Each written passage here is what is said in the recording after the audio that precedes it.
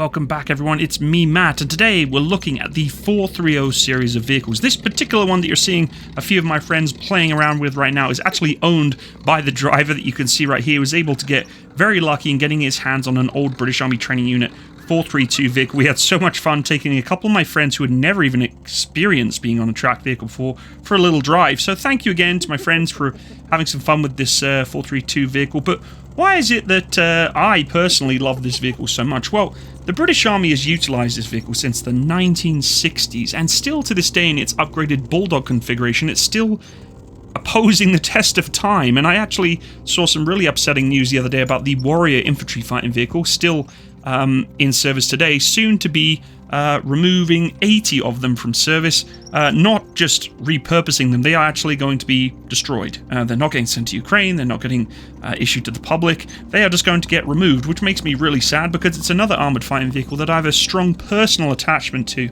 But why is it that I have a really strong personal attachment to the 430 series? Well, I have a video that I'm going to kind of show you shortly that came from the Aquino Tank Weekend, and once again thanks to the Canadian Tank Museum for allowing me to do a little bit of a talk-through of the experiences I had with that vehicle. But it is the first tracked fighting vehicle I ever drove. I had to do my driver's license on this vehicle back in the UK when I was in the British Army as a young aspiring craftsman in the Royal Electrical Mechanical Engineers. And I've also had my own experience with it being hurt. These are fantastic medical support and transport vehicles for the medical corps. You can tell by that big rear door there of getting stretchers in and out. But the ability for it to do what it needs to do has been very, very prominent through the test of time. From the 1960s, that Rolls-Royce K60 multi-fuel engine has just punched hard. This is a petrol-driven 432 that we're watching here today, but of course through its time it's been upgraded through a diesel, and the new Bulldog series I believe is a Cummins inside of there now if I'm not mistaken. But they have so much utility, whether it be logistical support, combat support. They're not truly an infantry fighting vehicle, they really are an APC or an armoured personnel carrier, but they do provide that transport safely for the infantry across the battlefield and have done so for many years. And as I said, the utilitarian options for this vehicle are significant. You can have it as a mortar carrier, you can have it as an engineer vehicle. There's a lot of space in the back of these things and they go just about anywhere. Not the most reliable configuration of engineering within the front decks of that vehicle. I've been on many horrible cold evenings trying to repair this thing, get it up and running, but overall it really is just an incredible tracked fighting vehicle, and that's why the British Army is saying, why would we get rid of this thing? It is basically like the Swiss Army knife of tracked vehicles and can give the British Army exactly what they need at a fairly low cost. They're not really expensive to maintain and keep going. And as you look at it, most of you, especially in the North American setting, are like, well, Matt, it's just an M113. Well, yeah, that's almost exactly what it is. It's just a different configuration to an M113. Not the same model, not the same design, of course, but in its basic purpose, yes, it is a glorified M113, but I personally have more attachment to this than I ever will an M113, even though Canada uses M113s still to this day. I did get to drive the Bulldog and repair it a few times, but still nothing brings me back to the memories of driving around the School of Electrical and Mechanical Engineers in Borden in the UK when I was a young craftsman. And now let's talk about it a little bit. Hey guys, so this is a vehicle that's very special to me. And you're probably asking, well, why? It's just a 432, Matt. It's just a simple APC armoured personnel carrier. Well, it's particularly special to me because this was the first tracked vehicle I ever drove. We're under contact. So in the British Army, when you go to do your basically tracked vehicle license, this is what you learn on, the 432, FV432. The series being upgraded in modern day standards to the Bulldog now. But the 432 definitely has a strong place in my heart because, as I said, first place I ever drove this was in Borden in the UK, and you do your driving test on it. So it's actually a category of license. It's called HCAT, and you basically have your driving instructor. You literally have a learner's plate on the front here telling you, stay away from these guys on the road.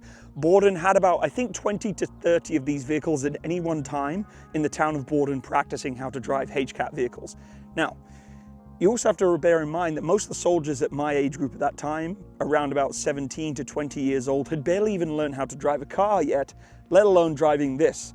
So when we took these onto the roads, it's safe to say that the curbs did not last very long. A lot of them were ground away, so much to say that the council of Borden had to say, yep, the army, you're going to be paying to replenish and fix these curbs. Traffic circles, or roundabouts as we call them in the UK, believe it or not, these actually transition around them quite easily. They turn beautifully. So in the 432, you have two tillers, okay, and you're basically left and right turning. But one of the most interesting things about actually doing your driving test in a 432 is you have to do an emergency stop, right? It's just like a vehicle, it's just like a car. When you try doing an emergency stop in a 432 with two tillers, that's your braking system, it can get very interesting, almost Starsky and Hutch level interesting.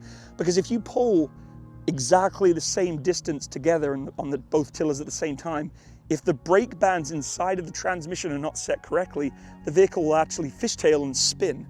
So we had many times where you first did your first emergency brakes and the troops would just be told, do not pull hard on both at the same time. You kind of got a little bit of offset, a little bit of difference. And unfortunately, a lot of people literally spun out, took out cones, but it was a lot of fun. Eventually you get the feel of it. You kind of have to offset the braking bands because they're not quite set the same. But the 432, it was a lot of fun. In all honesty, it was a perfect vehicle to learn how to drive on roads with the public with a vehicle of this kind, because you have so much visibility, right? So as the driver with your head out the top here, you only have about 2 feet of space to really worry about your left and right. And of course, with your blind spot here, pretty important, you're able to see what's going on. But of course, this one doesn't have its mirrors on there. We would also have a massive, what we call winky pot, which is a big circular flashing light. But the reality was that it was terrifying driving these at first around the public. I was pretty nervous. Luckily, I passed my driving test first time. I was pretty happy about that. But one of the most funniest things that happens on these vehicles, and we'll come around the side. Actually, it might be on the other side. Yes, I believe it is. Let's go this side of the vehicle. Aha, there it is. So one of the funniest things about using this vehicle to do your driving test is when you're parked in traffic or waiting at a traffic light, this exhaust actually used to tip out from the side. It would come out this side. And we were driving up beside a bunch of teenagers in their little sports car, which is like a, I don't know, Honda Civic or something. It was trash. And their music was blaring and they were kind of making fun of the guys in the back because we had 3 or 4 other students in the back that were waiting for their turn to take over and do their portion of the test or examination. But the exhaust would be here, so it'd be chugging away. And these were diesel vehicles. We didn't have the petrol versions when I did my testing. And the instructors always used to get really, a kick out of telling us, okay, put it in neutral, and the exhaust would be right here, and the teenagers' windows down right here with the music blaring, like, hey, on the count of 3, I want you to floor it. Neutral, as much power as you can. And he'd get his phone out, and he'd turn and get a video of this exhaust churning smoke into the inside of the vehicle. It was a lot of fun. Unfortunately, as the driver, you don't get to see it, but I did get to see it as one of the third people in the back here, just watching these teenagers getting absolutely smoked. They do make a lot of smoke. They're very smoky vehicles. In terms of reliability, the 432 though, never had any issues. And the only thing we would have to maintain is the tracks, because we would do a lot of road driving. So the track pads themselves would get eaten alive by the tarmac. But yeah, this has a strong place in my heart. My first ever tracked vehicle that I drove, the FV432 series of vehicles, and now upgraded to the Bulldog. I've heard that they're still working pretty well. It's basically an M113, British M113, but yeah, I do love this vehicle. And if I could go back and do my driving test all over again, I would certainly do it. And if anyone in Canada is willing to sell me a 432, let me know.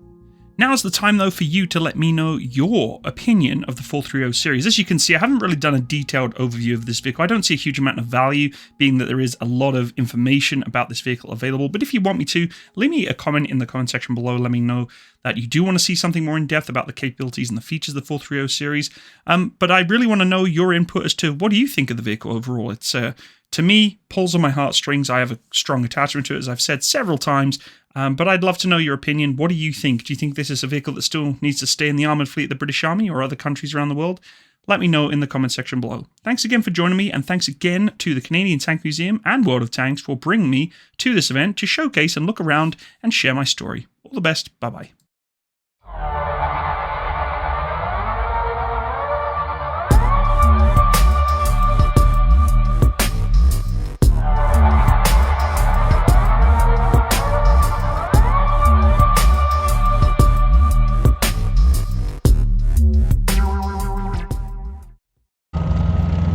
Look at this beautiful Canadian 432 with cobra chickens flying over above.